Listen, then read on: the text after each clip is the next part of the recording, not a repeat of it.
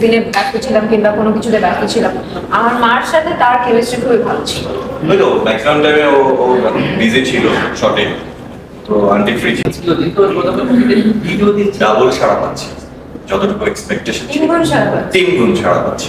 তো মানে আমরা হ্যাপি। এখন পর্যন্ত আপনাদের দর্শক সাথে তো নিশ্চয়ই কথা হয়েছে, তাদের কাছ থেকে পাওয়া সবচেয়ে বড় ফিডব্যাক কোনটা একটু যদি জানতে চাই দুজনের কাছ থেকে। মানে ওভাবে তো আর অত কথা হয় না দর্শকদের সাথে, খুব ভালো হয়েছে ওইটুকু পর্যন্ত।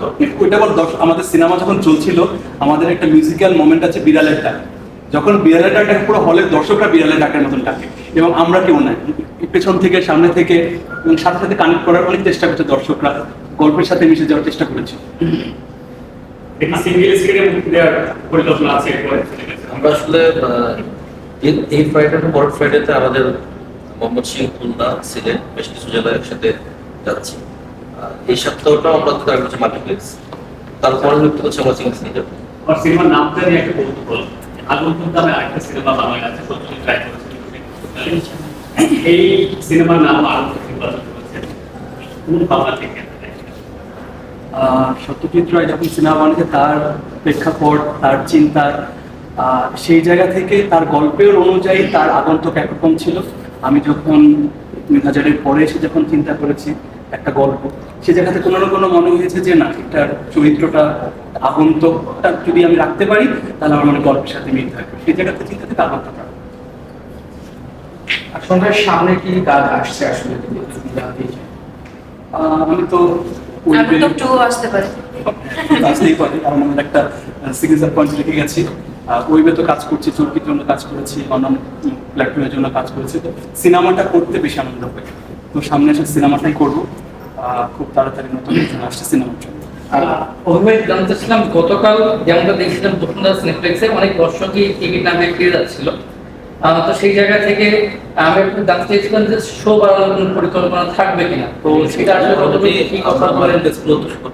যোগাযোগ করেছি বা তারাও আমার সাথে কথা বলেছে।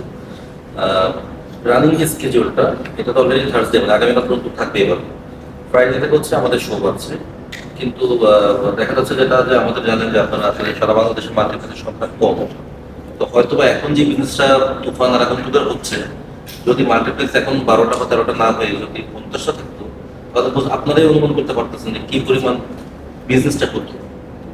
তো ওই জায়গা থেকে আফসোসের জায়গা থাকে, যেমন কালকে আপনার সামনে কথা বলছিলাম, অনেক দর্শক ফিরে গিয়েছে যারা একদম বেবিদেরকে বা বাচ্চাদেরকে নিয়ে আমরা দেখতে আসছে, কারণ তারা হয়তো টিভিগুলো দেখে মনে করছে যে একটা ফ্যামিলি ওরিয়েন্টেড মুভি, এটা দেখা যায়। আর আসলে কিন্তু এই সিনেমার ভিতরে কিন্তু একটা মেসেজ আছে, এই সিনেমার ভিতরে সোশ্যাল একটা মেসেজ আছে, সেটা আমরা এখানে বলছেন যারা সিনেমা দেখে প্রত্যেকটি গার্জিয়ান কিন্তু বলছে যে এটা তার মানে তার ছেলে মেয়েদেরকে নিয়ে দেখা উচিত ছিল। আমি কালকে আপনারাই ভিডিও করছেন, ভিডিওগুলো সারা রাত আমি বসে বসে দেখছি যারা যারা পাবলিশ করছেন।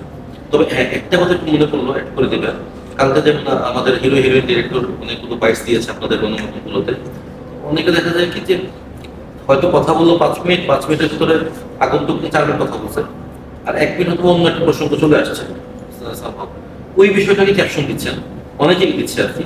কিন্তু মূল যে সিনেমার নামটা আগন্তুক বা কি ক্যাপশনটা তো আসলে ইম্পর্টেন্ট।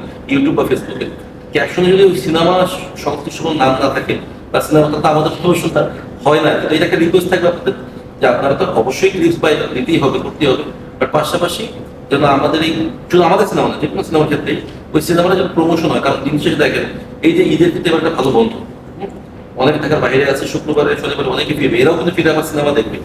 তো আলটিমেটলি যেমন আমি ঈদের দিন যেহেতু আমার আগত আগে দেখা, আমি যদি দুজন দেখেছি আমার ফ্যামিলি শো, দ্বিতীয় দিন আবার আগন্তুক দেখেছি, তা আজকে হয়তো আমি আরেকটা সিনেমা দেখবো। তো এরকম তো অডিয়েন্সের ক্ষেত্রে আপনারা যখন জিনিসটা পজিটিভ ভাবে জিনিসটাতে স্প্রেড করবেন, তখন কিন্তু অডিয়েন্সের ভিতরেও সেই ব্যাপারটা ছড়াবে। আর আমি এইবার একটা সার্ভে করলাম গত লাস্ট ইয়ারে, দেখলাম আমি সিনেপ্লেক্স কর্তৃপক্ষ তাদের কিছু ছেলেকে দিয়ে দেখলাম যে বোর্ড দিয়ে আপনার সার্ভে করতেছে। ওইটা দেখে আমার এবার একটা মাথায় আসলো, আমরাও আমাদের যে হলগুলোতে সিনেমা মুক্তি পেয়েছে, আপনারা দেখেছেন মনে কালকে এবং আজকে আমরা কিছু লিফলেট ছাপিয়েছি। এই লিফলেটটা কারণ যেহেতু যখন শেষ মুহূর্তে এসেছে, অনেকে হয়তো বা নাম দেখেছে বা ট্রেলার দেখেছে, কিন্তু থাকে না, বুঝে উঠতে পারছিল না। তো এটা দেওয়ার পরে আমাদের সার্ভে যে বইটা ও আসলে আক্স করে যে ম্যাডাম বা স্যার এটা আপনি আগন্তুক কি নাম শুনেছেন?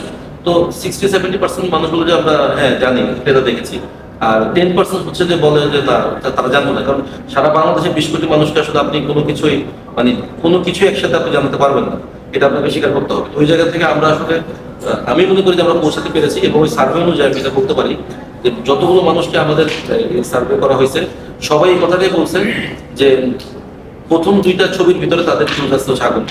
95% বা 97% আমি বলবো, এটা আমাদের ইন্টারনাল সার্ভে, তারপর আমি শেয়ার করছি যে 97% অডিয়েন্স এই কথা বলেছে যে তাদের প্রথম 2টা চুল, যারা কিনা একটা দেখবে সেটা ভিন্ন কথা, আমি কিন্তু বলছি যারা 2টা ছবি দেখবে।